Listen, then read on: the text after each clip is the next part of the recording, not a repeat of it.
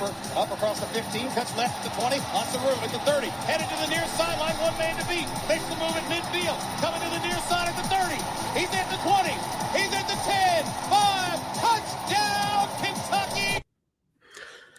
Back in here for another episode of Believe in Kentucky. My name is Vinny Hardy. We got Aaron Gershon from the Cat's Paws, and still not hearing enough touchdown Kentucky's, AG. I was going to say, it feels like it's been since that 2013 Jalen Whitlow highlight since we've seen that happen, heard that happen. So, oh, man, no SEC touchdowns to speak of as of yet, and won't be one this weekend. Got to wait till Oxford. Right. So, which will be tough sledding. A tale of two games, is that what we call it? Is that what are we? Yeah, I think that's fair to say. I mean, from as bad of a performance as you could possibly put up against a team that I still think Kentucky overall, again, South Carolina proved they're probably better than we thought. Obviously, they hung very tough and probably should have beat LSU. But, you know, their defensive line dominated that game early against LSU and then, you know, started to get pushed around. And it's kind of South Carolina kind of showed the side of South Carolina that we thought they were who they thought they were, as Dennis Green would say. So that game was just beyond frustrating, awful. Every word in the book, every adjective you can think of to describe how terrible that game was. But on the other end of the spectrum, they played Georgia incredibly well. I mean, look, we talked about the touchdowns. Is it frustrating they couldn't get into the end zone? No. Is it super encouraging? They even with the injuries Georgia had in the D-line, they were able to run the ball at will, outgain them, win the time of possession battle, get some things going in the pass game. Not much, but a little bit, show some flashes here and there. Yes, I think there's encouraging signs on the offense, especially that run game, which we'll get into. Really, really impressed with it all year long.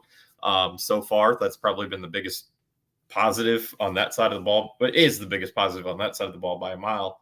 And then defensively, they put on a clinic, man. I mean, that Carson Beck is a guy that's going to be a first-round pick next year. He's not going to look like that in many games, if any, the rest of the way.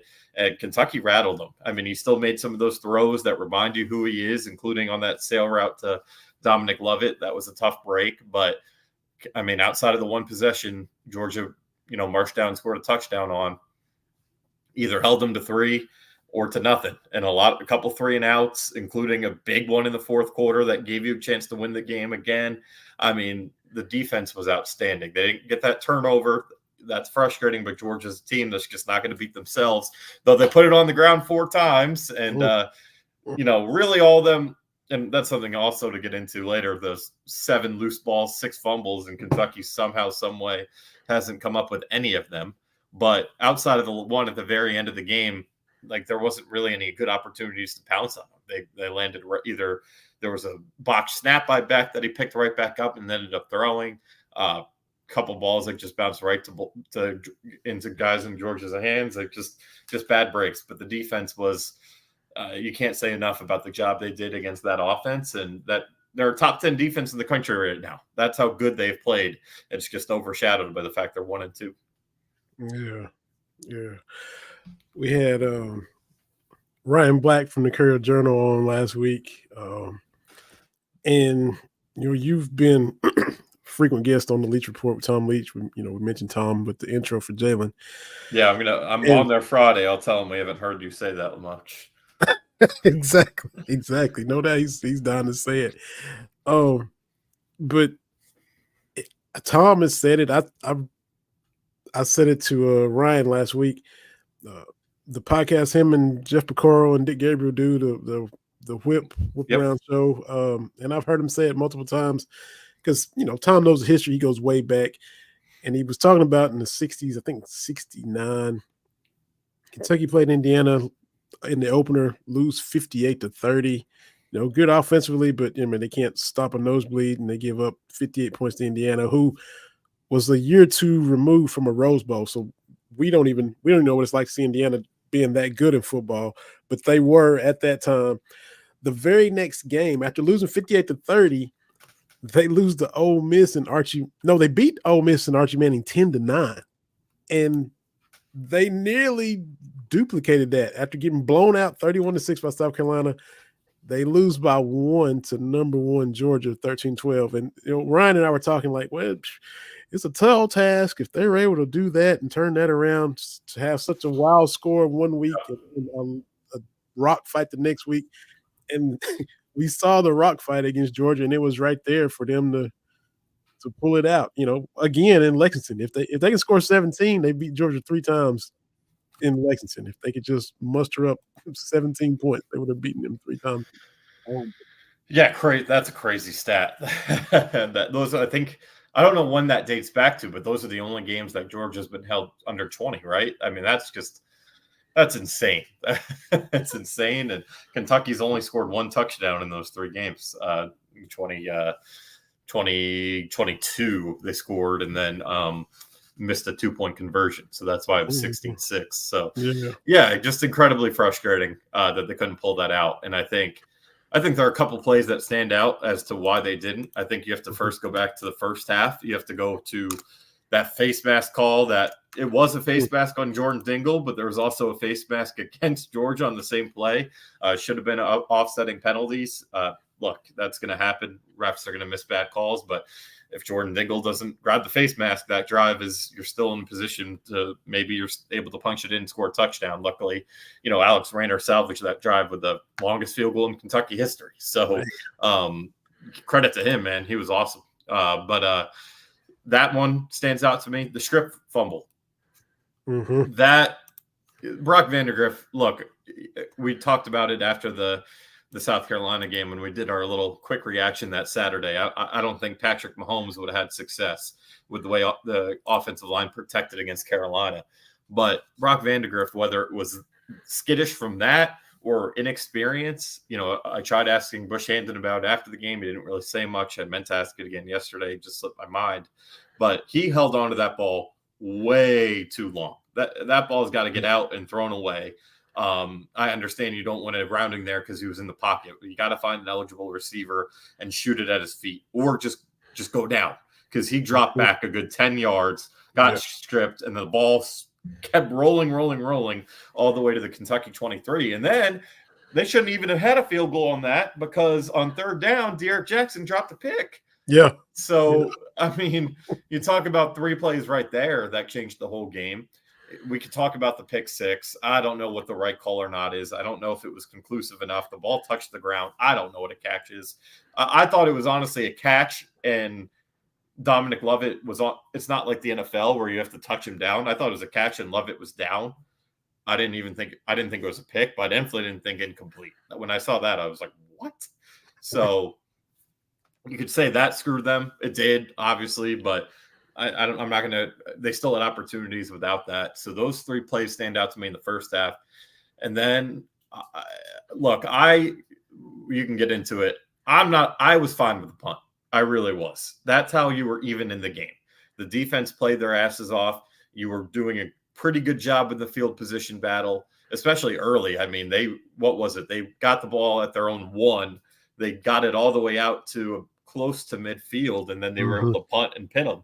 And that's how they were able to set up their first field goal. So they lost the field position battle because Georgia's punter was outstanding. But they also had their moments where they did win the field position battle. And in that point of the game, 4th and 8, you got to trust the defense, and you got to trust what's gotten you to that point. So I was fine with it. And then they gave up an explosive pass play, which they gave up 2 the whole night. Big issue was that drive started at your own 16. You threw 2 passes. One was incomplete. One was a defensive hold. So that means you ran to get to that point outside of 10 yards on the penalty. I think DSK had 12 yards. Wilcox had a couple, and Brock had a 10-yard run. It's 2nd and 8. Run the ball. It's working. Their defensive line is decimated by injury. They're playing true freshmen out there. Your offensive line is moving dudes in the run game like they have all year, to their credit, as bad as they've been in pass pro at times. Yeah. And you pass. And look, I get it. Both of the throws were 3rd and 8. I could still argue you probably should have run and set up a 4th and manageable, but 2nd and 8, that's got to be a run. That's got to be a run, because you get it to 3rd and 5, you get it to 3rd and 4. That sets up so many different things. And if you don't get it on third, it's a 4th and 4, 4th and 5, and you're going for that 110%. 4th and 8 against that Georgia defense is impossible. Alabama ain't converting. Texas, I'm not sure if they're that's not happening. Georgia just doesn't beat themselves. You notice, I don't think they missed a tackle all night. Like they are just, they don't beat themselves. You have to go beat them. Mm-hmm. And you almost got luck on that pick 6. You need plays like that in a game to beat number 1. You didn't get it, so that means you got to go out and beat them. And the way to beat them was to keep it on the ground. And also, look, it's a different point because Rayner, he's been amazing, right? He's 17 for 18 in his UK career. He's hit for all 3 of his 50-yarders, the 2 in that game. You're 10 yards away from getting back to 55.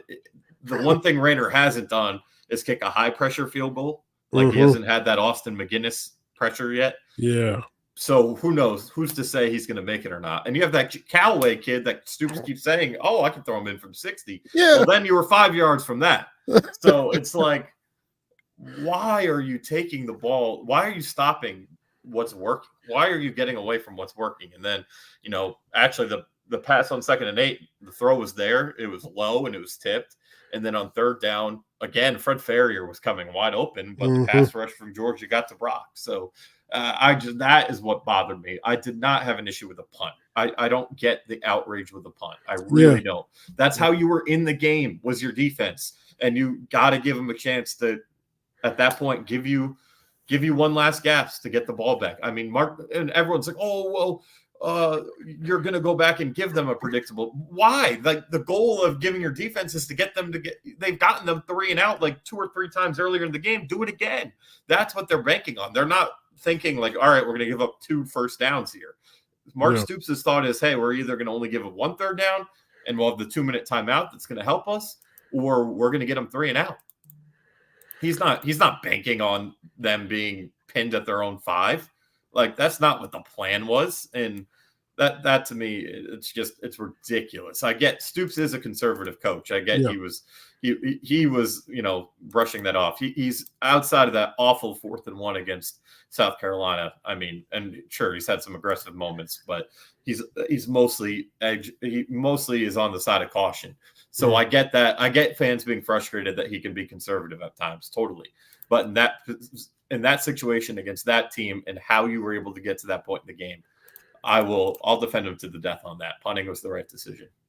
Yeah, I was with it too. I mean, and I wasn't confident at all in them picking up the 4th and 8, in real time as I'm watching it. And the commentators are talking about, be aggressive, but I wasn't seeing it. I mean, is it kind of 6 and 1 and half a dozen the other? It can be. Right.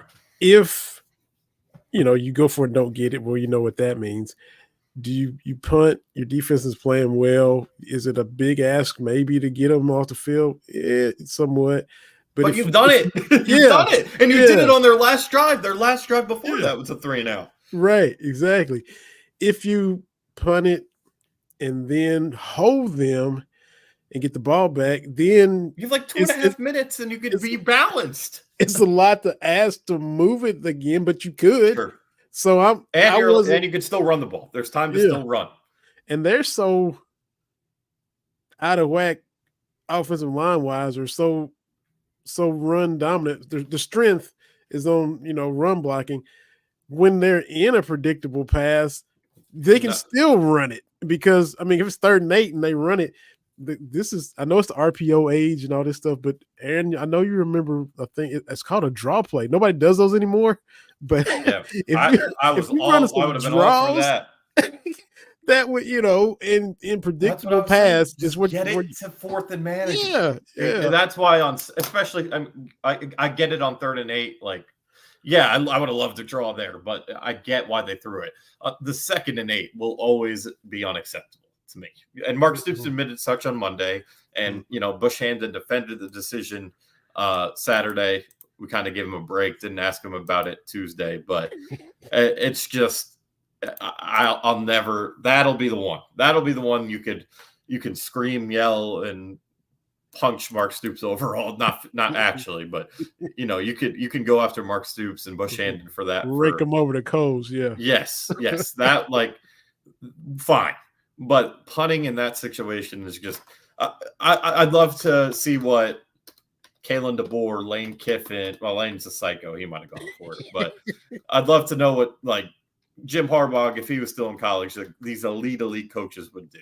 Because I think a lot of them would have punted. Nick Saban, like, I think a lot of them would have punted. I truly do. I think if you polled coaches and said, in this situation, 4th and 8 against this defense, what are you doing? Given what your defense has done all day, a lot of them are going to say, I'm punting it and trusting my guys to get a stop. I'm going to flash back because, I'm going to ask you to ask Ryan this. Would ask you, would you hear? You weren't here last week, but sure, we've seen a big bounce back, a response, so to speak, from what we saw after South Carolina to after Georgia. After the South Carolina game, we've heard Stoops say there's times where I got to keep Deion out because he's been so disruptive, and he's mad because he doesn't get his reps. Fall camp, it's always, if the defense dominates, if the offense suck, and vice versa, you get the whole yin yang thing. Were there any indications, and you were there with Scangarello, and you knew this offense is atrocious, it's gonna struggle. They're getting choked out every day. You knew that. Were there any indications this year, that the offensive line would struggle this much? Were there signs that to where everybody was surprised that they couldn't block South Carolina to save their life? Were there little signs of this in fall camp that maybe you saw or didn't see, or maybe we missed? Or so we only got 2 open practices. The one I think that possibly is Friday, the Friday media day. We got in. We didn't get to see the whole practice like we did on Saturday. And keep in mind, the Saturday practice is pretty vanilla just because the fans are there. You don't want to show too much. I mean, you get more out of it than you do the spring game, but you don't.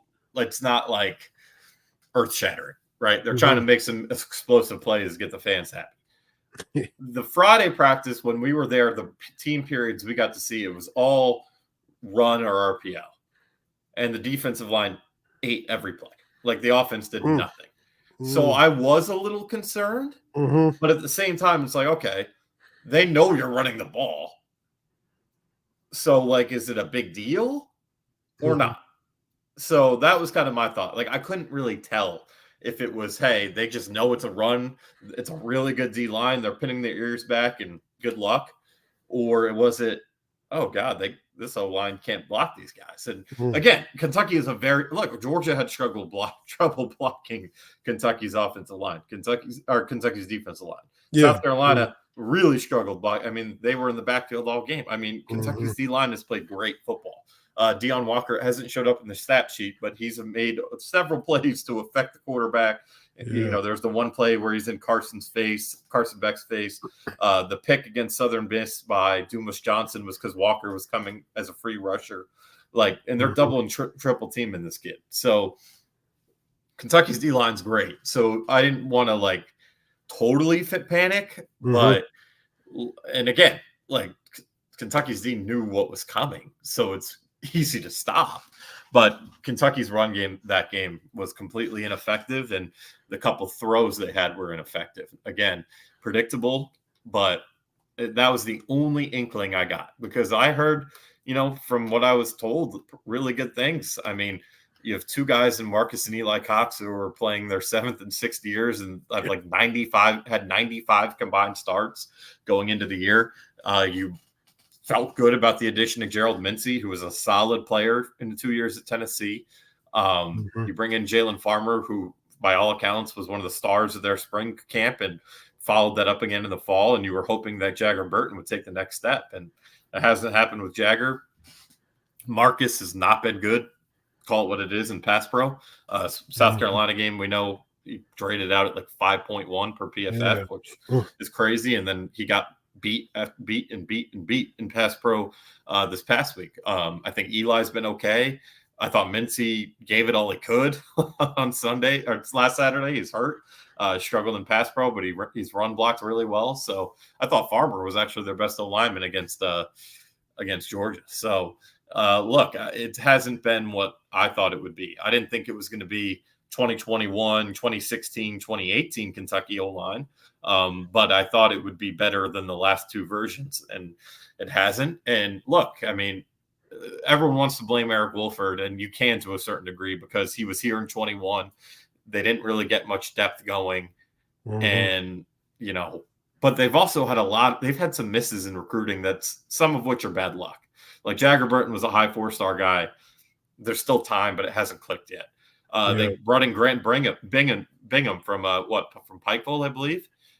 And either Pikeville or Paintsville, one of the two. Yeah, Johnson Central. Johnson's Country. High 4-star kid. High 4-star kid medically retires. Yeah. Cortland Ford has barely been available, and that was a big-time transfer get. So they've hit on some guys, and Keonta Goodwin, 5-star. Couldn't even get on the field as a freshman. He transfers out. Now he's retired. Like, it's just they've hit on getting some guys in, but between the inability with continuity at offensive coordinator, at offensive line coach, and then Wolford leaving before he could build any sort of depth. Because look, Wolford is a really good recruiter. Everyone who doubts that, the reason you have Barryon Brown and Deion Walker on your roster is because of Eric Wolford. So you guys should probably give him that at least. And you go look, and he got some cats at Alabama too now. So this is a really good recruiter we're talking about. And I'm not here to defend Eric Wolford because I think he's a flawed coach. I think you go look at his track record. He's had really good run blocking units and bad pass blocking units, except for 2021 when he inherited, that whole room except for Dan Rosenthal, which was a great recruiting get by him. So it's just, I think part of it falls on Wolford. Part of it falls on Stoops for not being able to keep some continuity going. And part of it truly is bad luck. And sure, yes, you can turn to coaching somewhat with that, but like Goodwin and Bingham were tired on you. Like, what are you going to do?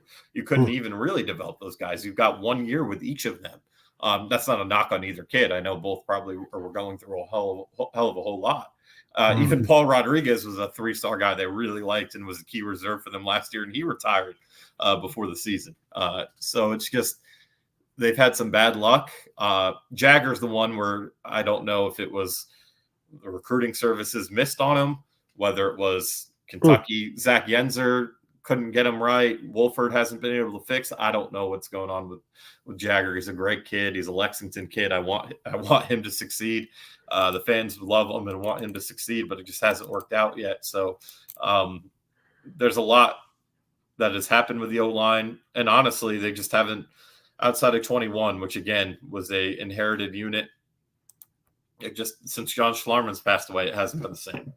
Just between recruiting, development, performance, nothing has been the same since he's died. And it's heartbreaking, but it's the reality of it. Yeah, that's true.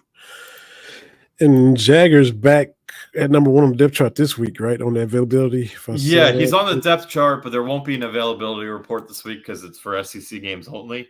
Okay. So the depth chart, Mark Stoops is done with the depth chart. He hasn't touched it since Jamarian Wilcox hasn't been on it all year. Was their number 2 back last week, and he said on his radio show that Patterson is questionable for this week and with a hip pointer. So we'll see. We'll see what the deal is with Burton on Saturday. But Dylan Ray, I thought, did some good things in the run game, struggled in pass pro, but that's kind of the story of the whole line. So if it's Dylan Ray, against Ohio, they should be fine. Ohio, from a pass rush standpoint, they have some good players, but they rank toward the bottom of the country in sacks. So you would hope no matter who's in there, you can handle them up front. Mm-hmm. And looking like a few more weeks for Chip Traynor. I don't know. I mean, look, he's still from when I haven't seen him Tuesday or Wednesday this week when we go and at the end of practice and we're able to get a little bit of a peek as they leave the field. Mm-hmm. But before the game last week and then before the game against Georgia, he still has a cast on. So I don't think that's a good sign. Mark Stoops said no update. So look, luckily Demi Sumakarmbe's played excellent. Jason Patterson, when he's been in there, has done a nice job. Jamarian Wilcox showed you a lot. I thought he was great in pass protection, which is really, really important. And he ran the ball well, obviously. So I am the Traynor thing starting to get curious. I'm starting to think maybe the injury was a little worse than they thought. And I'm just throwing it out there. I don't know. This is without any knowledge, or technically, if he didn't play this year, he can get a medical, or played very little, he could probably get a medical red shirt and be back next year. If it's severe enough, maybe that's what's going on. I'm just speculating. I don't know anything about it, but it's been oddly quiet from, I think the initial timeline was like, I guess in fairness, Mark Stoops or no one on the coaching staff ever gave a timeline, but I think it was Matt Jones or whoever put it out there said 2 to 3 weeks. It's we're coming up on it's been over a month since he got hurt, so hard to say what's going on with Chip there, but if they're going to become a run the damn ball offense, the more backs the better. Because I don't know, everybody kind of assumed that he'd probably be Georgia optimistically, or this week probably right. at the most. I was expecting him back for that by Ole Miss. At the latest. So right. It doesn't, again, it doesn't look like we're there. Maybe something changes and all of a sudden he's ready for Ole Miss, but we'll see. It's a mysterious one. It's one of the odder situations, and we know what the injury is. It's just we haven't been able to get any sort of update on him. And same with Cortland Ford, by the way. Like, he's an interesting kid. I don't know what's going on there. I hope he's okay. Physically and mentally, obviously. I know he had a wrist surgery, and that's what kept him out of spring ball, but he didn't participate at all in fall camp, and he isn't participating at all right now. So I know he was banged up at times last year, but the 2 games he started, he played really well. So he'd be a nice guy to have, especially, last week when Gerald Mincey was banged up. I bet if Cortland Ford's healthy, they let Mincey sit. So very, very odd situations there with those 2 guys. What is the ceiling for this offensive line? How good can they get? How cohesive can they get from pass protection standpoint? Yeah, look, they've been really good in run blocking, so that's at least something to build on. I don't know what I don't know if you can chalk it up to, again, you got to give South Carolina credit, like Kennard and Stewart. They're monsters. Yeah. And that Stewart kid's got 2 years guaranteed left, unless he hits that portal. So, that's a stud that they're going to have to deal with every year, because I don't think South Carolina's ever coming off the schedule. I know they're not next year for sure. But I think you have to give them credit. Georgia, obviously, they got a bunch of pressures. I think only 3 sacks, but they got a lot of pressures. I don't know what it is, man. It's very the disconnect between the pass blocking and run blocking is mind-boggling to me. When we asked about it, it was a lot of technique answers and a lot of balance and all that type of thing. But I think that's probably easier said than done, honestly, to get that fixed on the fly. I'm sure it's stuff they work on practice every day, and these guys honestly have been doing, their whole football lives as old linemen. So I don't know, honestly, if it just comes down to the Jimmies and Joes on the other side have been better. I don't know if it comes down to the quarterback at this point now is scared and held on to the ball way too long against Georgia, which I wouldn't blame him, to be honest with you. So I think they really got to take this week against Ohio and Ohio is a good team. I don't think it is coach speak what's come out about Ohio. Now, their running back has played really well. He had 202 yards against Cuse, but Brad White compared him to Adrian Peterson today. I'm not sure about that. But they are a good team that's won 10 games back-to-back years. The MAC has had some pretty damn big wins so far this year. Northern Illinois beating Notre Dame. Mississippi State got absolutely waxed by Toledo and Starkville. You have to take them seriously without a doubt. But this is also a defensive line. You look at it, and I think they're 99th in the country in sacks. So it's really, really important for Kentucky to hold up in pass protection this week. Give Brock some time to throw and get some confidence. I think that would do a big.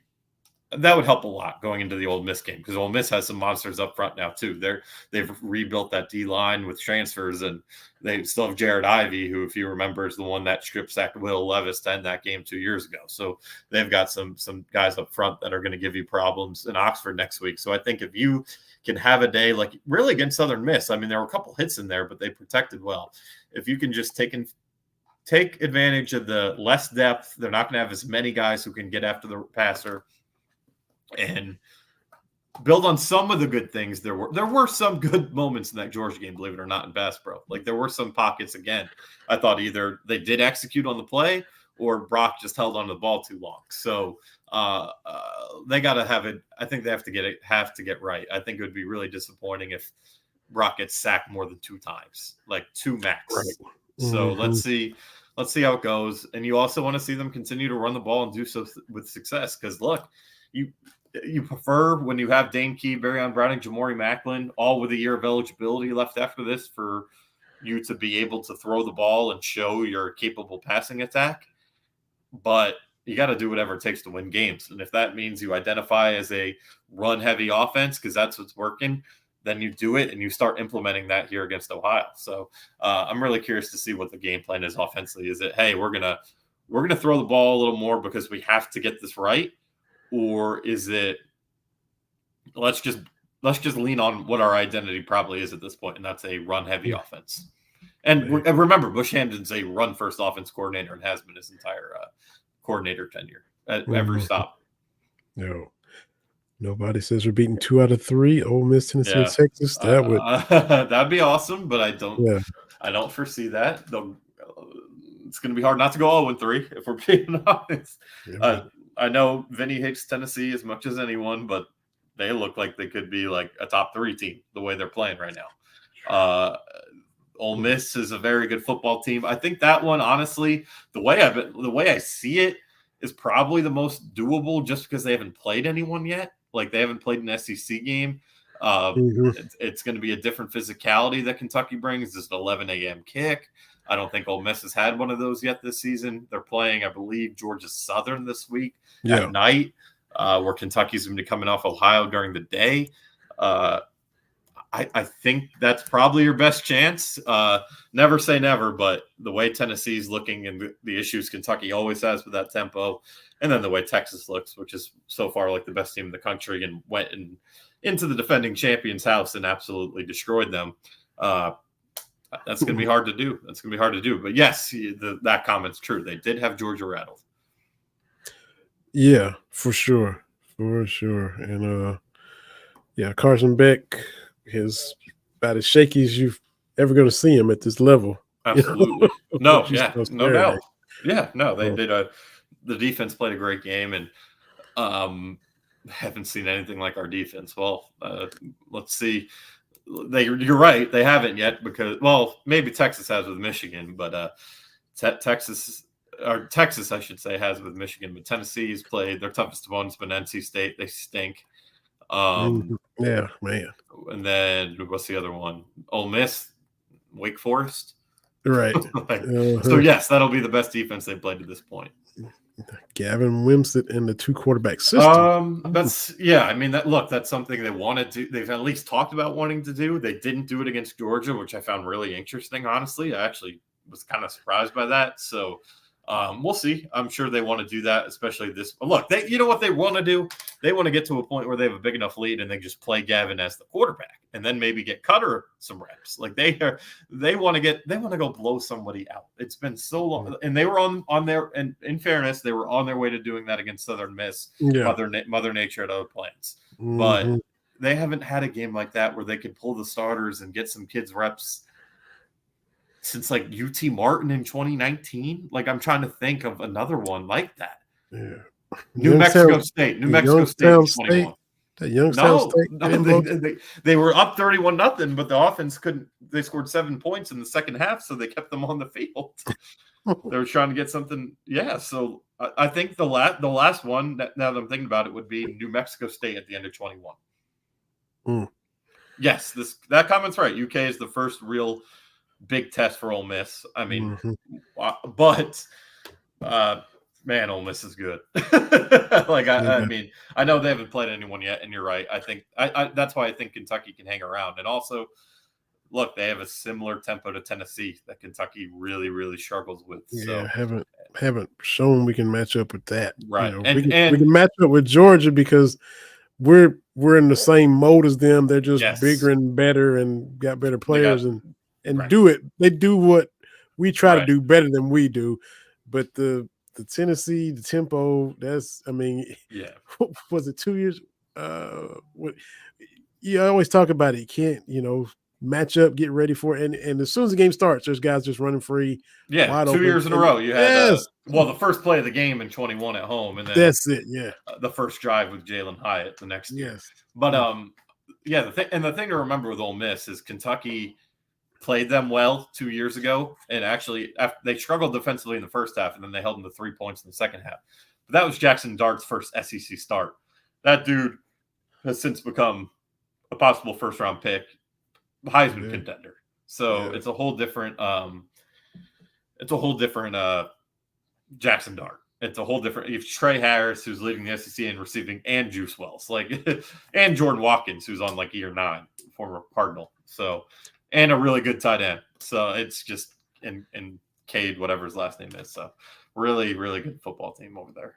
And depth could be an issue for Texas. I mean, but for anybody, but they have had some injury bug bites at the running back spot.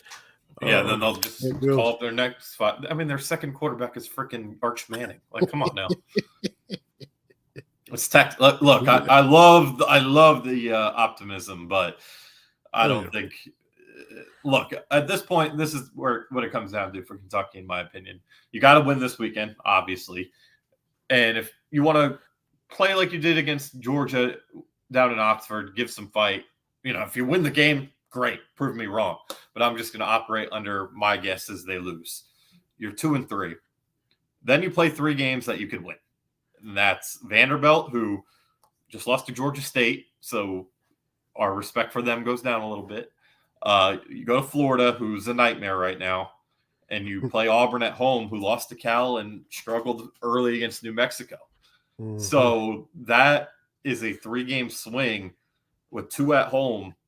If you go 2, you at least got to go 2-1 to save the season. If you go 3-0, you're what? Then you're 5-3 going into Tennessee and Murray State, which is going to be a win. Texas and Louisville. All you have to do at that point is win 1 game to get to a bowl and get 2 to have. If you get to 7-5, that's pretty respectable with the schedule. I don't care what anyone says. It's going to hurt because of the South Carolina game, regardless. But if you can turn your season around to get to 7-5, I take that as a win at this point. So it starts with going 3-0. Gotta believe. Well played. He spelled it right. That's good. But yeah, you gotta those 3 games, man. It comes down to those 3 games. Those are they're the 3 most important games of the Mark Stoops era, in my opinion. And you have to win at least 2, if not sweep them, because they're all winnable. They're all there. Florida, Auburn, and no, we win all those 3 and lose to Auburn and Louisville. Okay. They might lose to Auburn and Louisville, but that's if the Georgia and South Carolina game are true. Yeah, that's true. That's true. If we keep on the path that we're on this year, that will. Yeah, and I still don't see it with Louisville, man. I try to, because I'm not trying to be biased. I don't believe in the quarterback. I do love their pass rush, and that, we'll see where Kentucky is at that point. But that gives me some worry about that matchup early. But I don't see it. I don't. We'll see how they do against Georgia Tech and then Notre Dame. Yeah. So interesting stuff.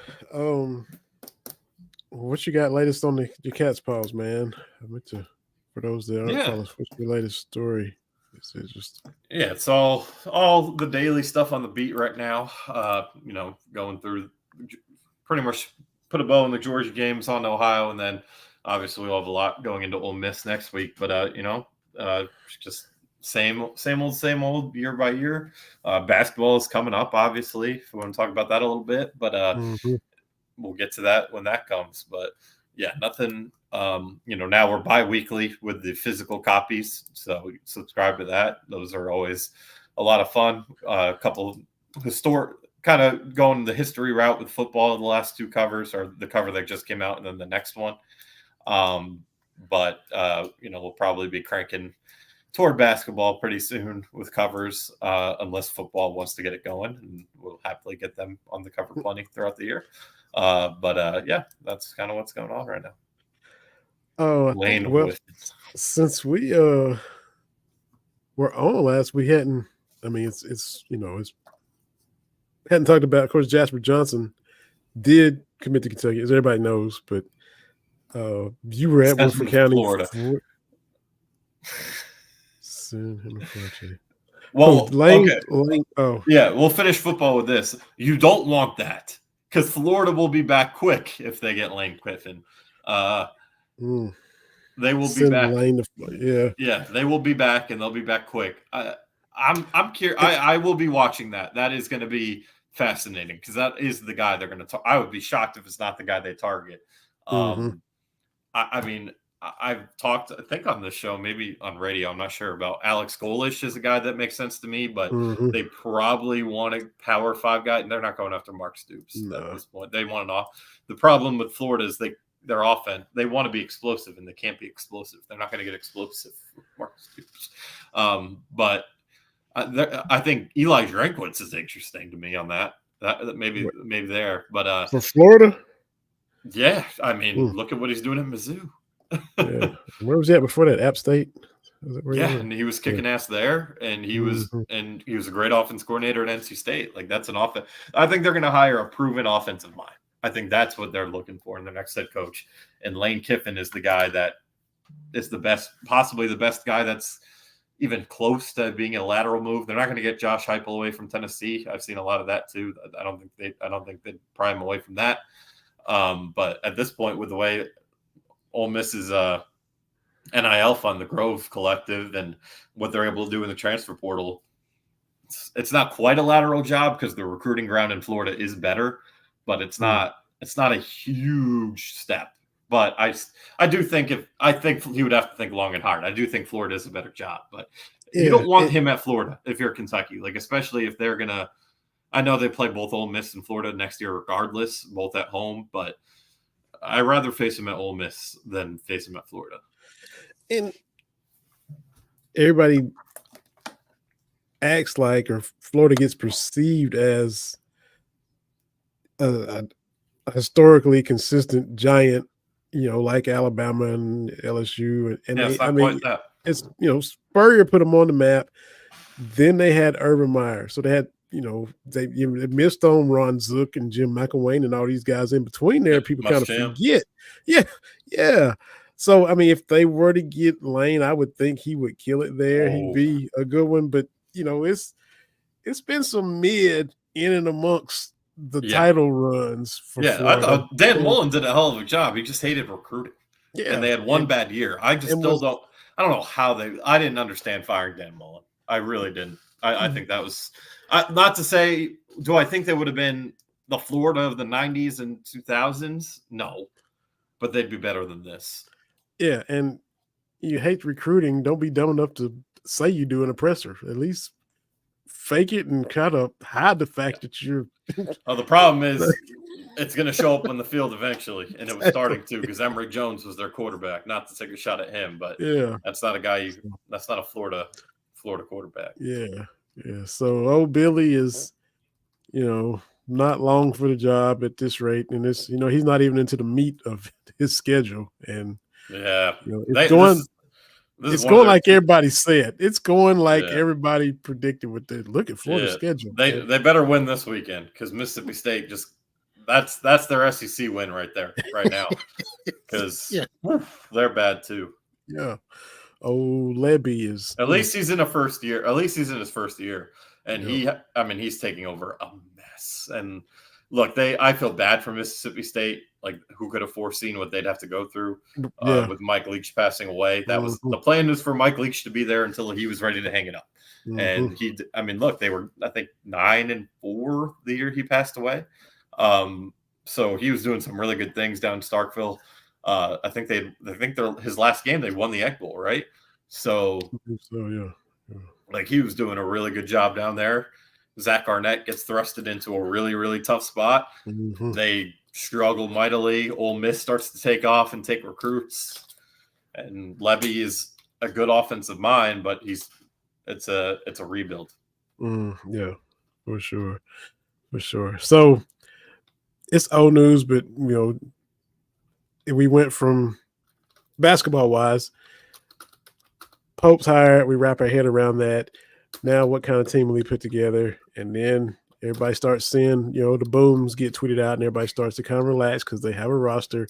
And then let's worry about what can we do for next year's roster. Oh, Malachi Marino and Jasper Johnson, who really have no relationship with Kentucky because Cal isn't looking at those guys. They have relationships formed elsewhere, but Pope is expected to come in and flip them, and he does. He gets both of them to stay home, in state, and so now Jasper is tweeting at Caleb Wilson, and we're seeing what's going on with that, and so to juggle, to me, putting the team together. Yeah. And still getting these two guys flipped. You had to come from behind and pass absolutely Alabama and North Carolina and Indiana for Moreno. And to do that while you're kind of juggling everything, I think that says a lot. And you haven't played any games yet. And I think when the people see you play and if you put together a good product, that's going to help you even more in the future. Yeah, no doubt. It was really important for him to win those two battles. And he did. Like you said, he had to make up ground and do it quick. And, proved what he can do from a relationship standpoint, proved the brand is still the brand. And look, those two guys will always understand that, being from Central Kentucky, like they're going to understand the brand's the brand. But for Mark Pope to go and execute, very, very important. And like you said, I mean, Caleb Wilson, all the flirtation on Twitter, I don't know what it means, but seems like they're in a good spot with him. Seems like they're in a good spot with Attic and Lewis, the point guard from DC, the high 4-star that they really like. So I think you have to be impressed what he's been able to do. He's it's been pretty similar to what Cal's been able to do, for being honest. So not quite. And you're not talking about them getting the Boozer twins and, the guys at the very top of the class, but you're talking about, top 25, top 30 kids like Kentucky's accustomed to always being in the hunt for. So he's doing a great job. I am curious to see how many freshmen he'll take. I think you should probably keep it at 4. I don't want him to, and I don't think he is. I'm just saying, I don't want it to be, I have to take freshmen because that's what the fans are expecting, because that's what Cal did really well. I don't want him to, because you don't want that, as we've learned. You want to have a balance. And I still think, look, they're going to lose, I think it's 6 guys guaranteed after this season. Robinson, Alamanor, Carr, Williams, a couple more in there. It's trying to think. But the point is, they're going to have 6 spots to fill guaranteed. If Owe or Garrison have a big year, they could go to the league. I think you're going to be able to hold on to the 3 freshmen that are here, and you never know who might transfer out. Like maybe it doesn't go well for Colin Chandler here. He misses home, and again, hypotheticals.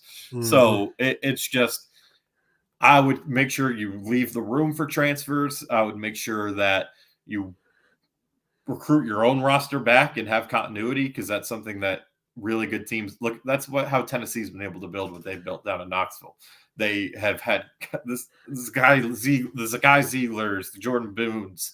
That's how they've been able. Even Alabama, to an extent, they've had some one and dones, but they've had some guys that have been mainstays in their program for several years. And we know that North Carolina with Armando Bacot and RJ Davis, those guys were there for a while. Like, you win by having that balance. And I think Mark Pope understands that. He did it at BYU with a balance. And I think the key is you have part of your roster as freshmen, an equal part of your roster, and then mostly have returners and transfers. And really more so mostly returners, and then kind of supplement with transfers. But as long as he keeps that room open, they hold it to 4, 5 at most freshman-wise, and they keep getting these top 30 talents, I mean, he's doing as good of a job as anyone could have expected. So very, very good start and very good sign that he's having all that success, having, like you said, not even coached a game yet at Kentucky. That's what I've been saying. Just wait till he has UK tape to show recruits and not BYU tape. Absolutely. And if he puts together a team that hoops, it's just gonna boost him up even more. For those that might be on the fence or might not really be considering Kentucky because they don't know about him or don't, just the jury's still out. Wait, if he all these transfers outside of Jackson Robinson took a blind leap of faith. Yeah. I mean, they really did. Yes, Mark Pope put up his offense at BYU. There's a lot of fun tape. There's a lot of good stats. It's different at Kentucky. Then BYU was in the Big 12 last year, so you do have to appreciate that, because the Big 12 is right there with the SEC when it comes to basketball. But it's a different beast down here, and the expectations are so much different. So if he can put it on tape here, it's only going to help him both freshman and transfer portal wise. And I got to ask about that too. You talk about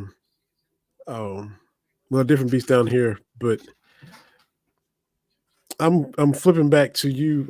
I'm going off of sports for a minute because I think we covered everything. But we always talk about everybody's home states. We talk a lot about Alabama because Jalen's from Alabama. We've had some guests on, associated with Kentucky. Mark Hill, Trevor Fitz. Those guys are from Alabama. We had them on talk Alabama with Jalen. You're from Connecticut. We talk Connecticut, UConn, that's your home state. We've talked that in the past.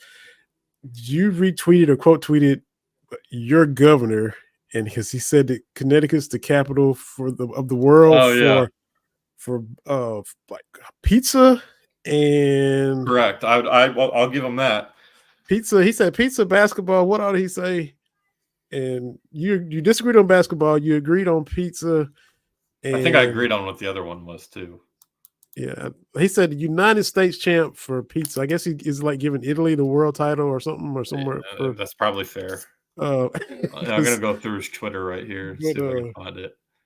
Because I just had to ask. I know I took a little weird turn. It wasn't a good segue. Okay. Why not? But I knew I had to ask you next time first of all, educate me on Connecticut pizza, because I'm like, wow. Yeah, New Haven has some of the best pizza places in the country. Okay. I mean, it's just it's all New York style, but they've just got some ridiculously good pizza places. And then where I lived for 9 years up in Newtown, Connecticut, Carmenuccio's is a local place we used to go to like every week when I was a kid. Some days multiple times a week. It was that good. And I think at one point it was voted one of the top 10 places in the country. So there are, there's a lot of good pizza spots. And I mean, look, you go to New York, you go to Jersey, you can't go wrong. But Connecticut, with what New Haven has to offer and some of the spots you can find up in northern Connecticut, definitely submarine capital of the world. See, I'm not informed on that, so maybe it is, maybe it's not. Pizza, yes. Basketball. The reason, so college basketball right now, you can't argue it. I mean, they absolutely are the college basketball capital of the world right now. But I think you disagreed on high school basketball. That's why I don't think it is. Look, I went to high school in Connecticut, obviously. The passion ain't there. I went to, I don't think when I was I went to a Greenwich High School basketball game, my high school, shout out Cardinals, not the Louisville Cardinals, the Greenwich Cardinals. I don't think as a student I went to one, honestly. One high school basketball game? No. I did when I was in middle school. I think I went to one because we had a kid who was 6'10" that went on to play at Dartmouth, and he was my math tutor. So I did go to support him, Alex Wolf. But other than that, I don't think I went to one basketball game. Went to some football games. We had a really good football team that actually beat the crap out of Will Levis and Xavier High School that year. One of the years that was at Greenwich High. So I did go see the football team. Had a lot of friends on the team. But the passion for high school basketball in Connecticut, just isn't there like it is here in Kentucky. I mean, I covered it in Indiana for a year, and I didn't go. It wasn't like Indy, right, where some of the star players are, but the passion is unmatched, man. Like those are sold out gyms, commute, you go around town during a basketball game and no one's out because they're all in the gym. Like it is an event. And, I was in the Evansville area. So you're 2 hours from Indy. You're the next close. So that's the closest NBA team. Obviously the next closest probably like Memphis. So high school basketball is just everything to communities like that. And the same here in Kentucky, obviously. So I'd argue that either Indiana or Kentucky or even both could co-share that title for me. Because I remember, I think the first time I was in Indiana, I was a kid. a lot of family friends of my parents had moved up there, and there was a wedding. One of the sons we knew were getting married, so we're going up to Indiana for the wedding. And I'm like, okay, let's see what Indiana's about. And so, once you get up there, it starts to get flat. I'm from the mountains of Kentucky, so it flattens out once you hit, up Indiana, Ohio, up in there in the Midwest. And, all the barns had basketball goals on them. Exactly. I'm like, okay. I'm like, they like basketball as much as us. Oh, okay, Indiana. All right, then. I'll have to give y'all's credit for that. And of course, Kentucky's the only one now that does just a straight up tournament. It's not class, 6A, it's, the whole state. Like Harlan County can play a it probably from should Louisville. Be class, yeah, but yeah. Yeah, but I say no. I want, okay. I want the little. I like it. I love the storylines. I always feel bad when it looks so ugly. But I mean, Indiana had the class system, and I covered a 1A and I covered 2 3As. So, and it means a lot. So, I mean, that 1A team, man, it's a tiny, a 250 kids at that school, I think. Yeah. And every time, and they were bad. The basketball team, they were bad. But that gym was, you bet your ass, it was sold out every single time they were playing at home, and their fans would travel whenever they were on the road. So and girls basketball too. So that's why I always Indiana. Obviously, I've been seeing more high school basketball there than Kentucky. So, but Indiana and Kentucky for me, I just don't know how you not go with those two. Especially because given that you have 2 historically powerhouse programs at the college level in each state as well. And then you look just across at some of the smaller schools in both states. They've had Indiana State with Larry Bird, and Valpo had a run one time, I think, with the Drews. And then, here in Kentucky, Western sent some really, really good basketball teams. Mm-hmm. Northern Kentucky's been in the NCAA tournament a couple times here recently. And then, obviously Kentucky, Louisville, and then Indiana, Purdue. I think it has to be one of those two.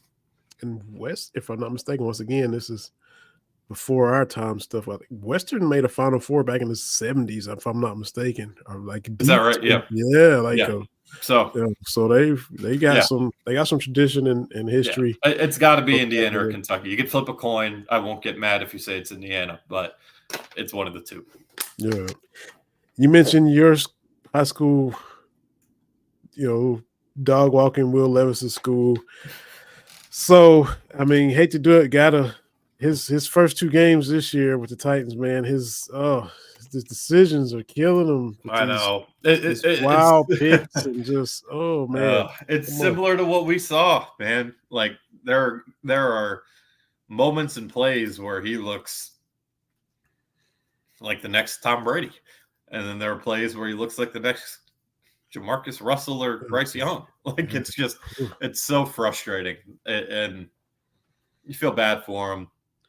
But you just got to, it's kind of similar for him, right? Where what is it now for him, at least between college and the pros? 5 systems in 5 years. Penn State, Liam Cohen, Rick Scangarillo, Mike Vrabel, and whoever the OC was with Tennessee last year, and now, Brian Callahan. So he's, 5 years, 5 systems for Will.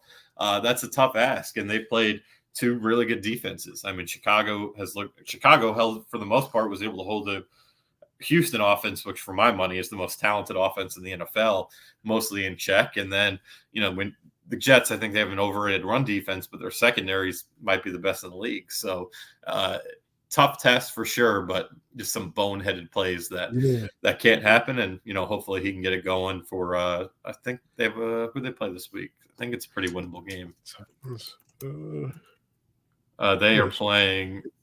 They're playing Green Bay. So it might be a Malik Willis revenge game. How about that? So,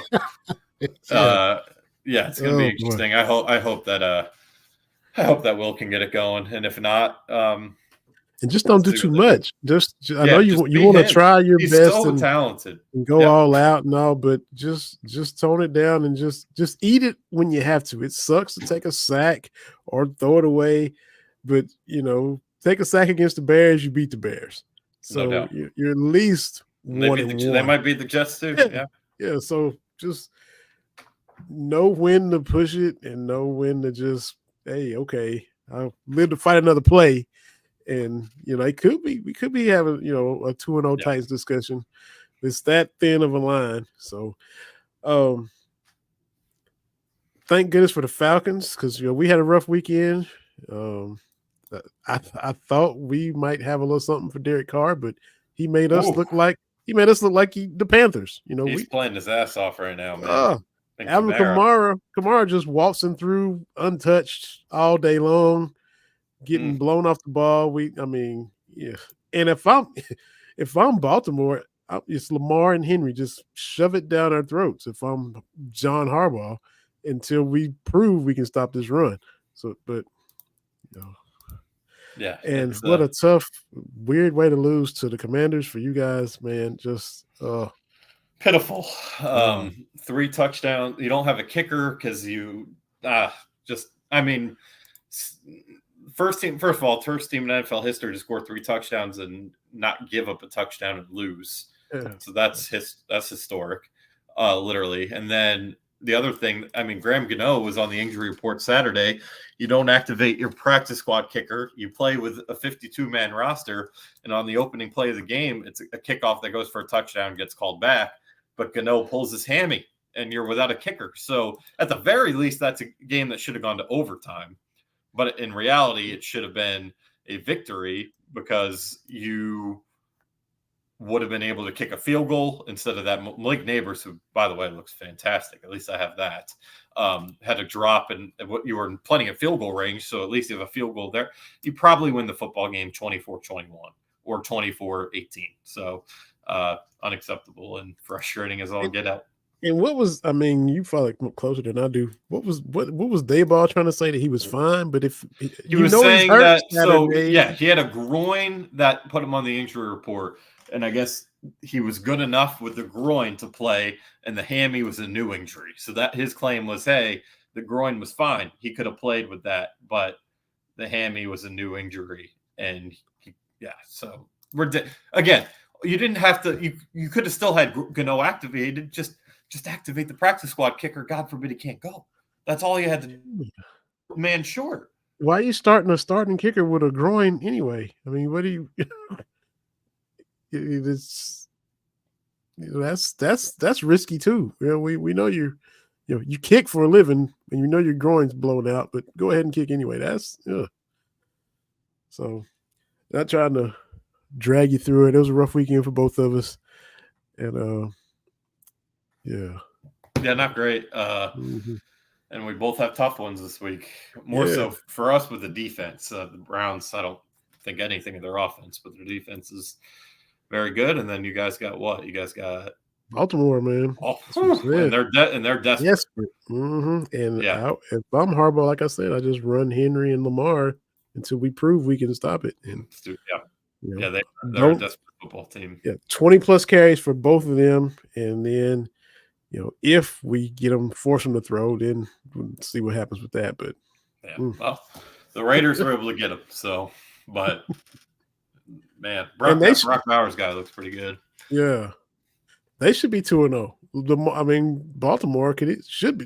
They choked against the Raiders, and Lamar missed some shots against the Chiefs. He had Zay Flowers wide open and just completely missed them. Yeah. So it wouldn't even come down to likely if he'd have hit some of those other throws. If he had hit, So that's a tough one. It's a tough league. Ain't that the truth? So we ought to be talking about a win against Ohio next week, and we shall see. Keep that same energy. It's what they got to do. You've shown that you can get it together and fight and bring effort. We'll see if the pass protection gets any better, but you gotta bring it every week, and they know that. Now the thing is, can you do it? Gotta go do it. Do it. And Gershon for the Cat's Paws. It's Vinny Hardy with another episode of Believe in Kentucky. Appreciate all the comments. Y'all like and subscribe and follow. And if you miss us now, go back on YouTube and Facebook and watch us. And we'd appreciate it. And we'll be back next week. we were so close to having a recap episode Saturday. I was going to do one if they'd won. I was trying not to let myself think ahead and jinx it, and of course it ended up not happening. But I